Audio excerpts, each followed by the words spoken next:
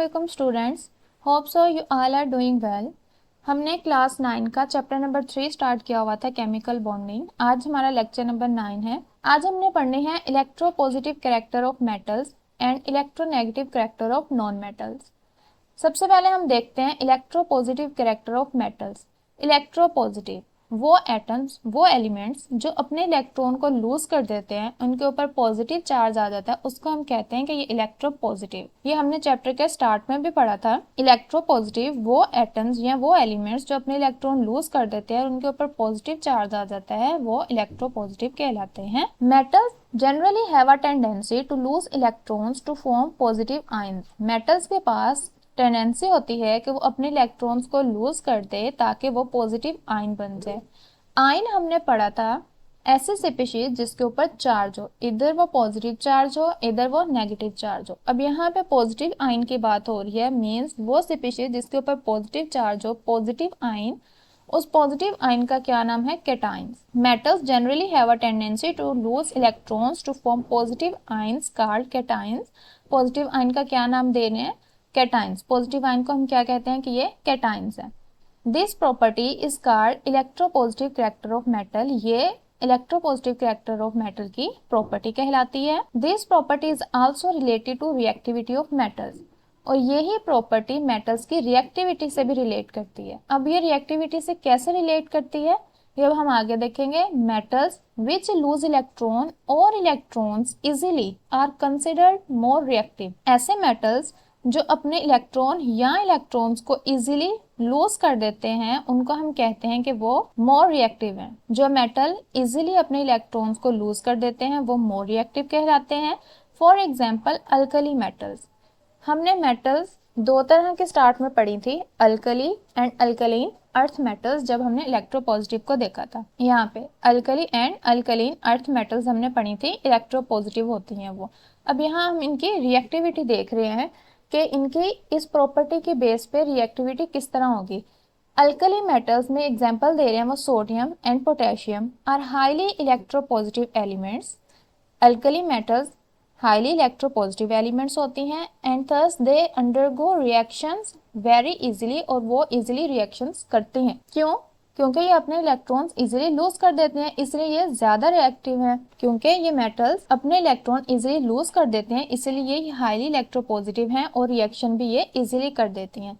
Sodium and potassium react vigorously with water and halogens to give their respective hydroxides and halides। अब हम इसके example देखते हैं कि सोडियम वाटर और हेलोजेंस के साथ रिएक्ट करके हाइड्रोक्साइड्स एंड हेलाइड्स कैसे बनाता है। फॉर एग्जाम्पल हमारे पास सोडियम है, अगर हम सोडियम को वाटर के साथ रिएक्ट करवाएंगे तो वो हमारे पास एक प्रोडक्ट आएगा NaOH, जिसको हम बोलेंगे कि वो सोडियम हाइड्रोक्साइड है। हाइड्रोक्साइड बन गया सोडियम का। और अगर यही सोडियम हेलोजन के साथ रिएक्ट करेगा, हेलोजेंस में हमारे पास क्या क्या आते हैं? Fluorine, chlorine, bromine, iodine. ठीक है, ये हमारे पास हेलोजेंस है। अगर सोडियम किसी हेलोजन के साथ रिएक्ट करेगा तो वो हेलाइड बनाएगा। फॉर एग्जाम्पल सोडियम ने क्लोरीन के साथ रिएक्ट किया तो वो सोडियम क्लोराइड बना, और वो जो सोडियम क्लोराइड है वो क्या है? Halide. They also react with acids to give salts and hydrogen. Metals जो हैं वो एसिड्स के साथ भी रिएक्ट करते हैं साल्ट्स और हाइड्रोजन प्रोड्यूस करने के लिए। मतलब कि जब वो एसिड्स के साथ रिएक्ट करते हैं तो उनके प्रोडक्ट में साल्ट्स और हाइड्रोजन बनते हैं। सेकेंड, हमने ऊपर अल्कली मेटल देख लिया, अब हमने देखना है अल्कलीन अर्थ मेटल्स क्या है। अल्कलीन अर्थ मेटल्स में एग्जांपल उन्होंने हमें दी है मैग्नीशियम और कैल्शियम की। Alkaline earth metals on the other hand lose their outer electrons less easily. Alkaline earth metals अपने आउटर इलेक्ट्रॉन्स इजीली लूज नहीं करते and thus they are less electropositive than alkali metals. और यही वजह है कि ये अल्कली मेटल से कम इलेक्ट्रोपॉजिटिव हैं। Their reaction towards water and halogens are also less vigorous।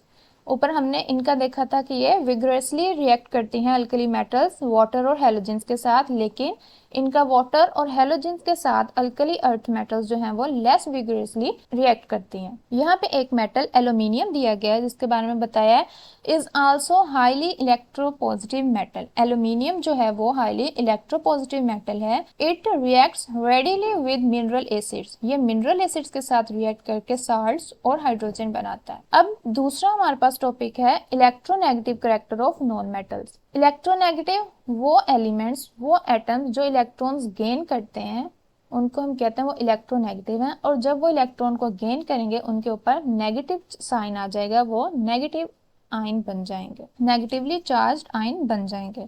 Non metals have an affinity towards electron, non metals electrons की तरफ एफिनिटी रखते हैं, मतलब कि नॉन मेटल्स इलेक्ट्रॉन्स को अपनी तरफ खींचने की कुव्वत रखते हैं या उनके इलेक्ट्रॉन्स की तरफ अट्रैक्शन ज्यादा होती है।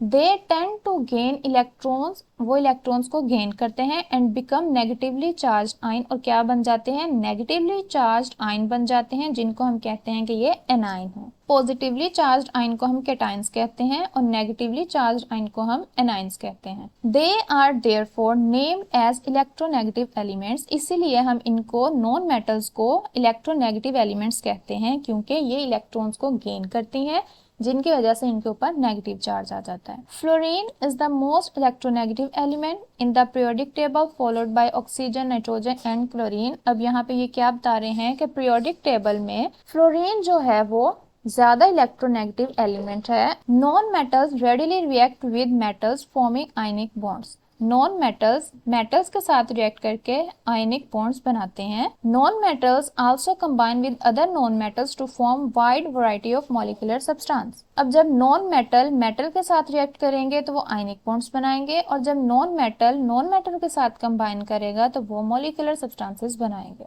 हम इसको एक दफा गो थ्रू कर लेते हैं। हमने पढ़ा electropositive character of metal. Metals जब इलेक्ट्रॉन लॉस करते हैं उनके ऊपर पॉजिटिव चार्ज आता है, जिससे हम कहते हैं कि अब ये कैटायन बन गए हैं। इनके यही प्रॉपर्टी इनकी रिएक्टिविटी को रिलेट करती है। वो मेटल्स जो इजिली इलेक्ट्रॉन लूज कर देंगे वो ज्यादा रिएक्टिव होंगे, और वो मेटल्स जो इजिली इलेक्ट्रॉन लूज नहीं करेंगे वो लेस इलेक्ट्रोपॉजिटिव होंगे और लेस रिएक्टिव होंगे।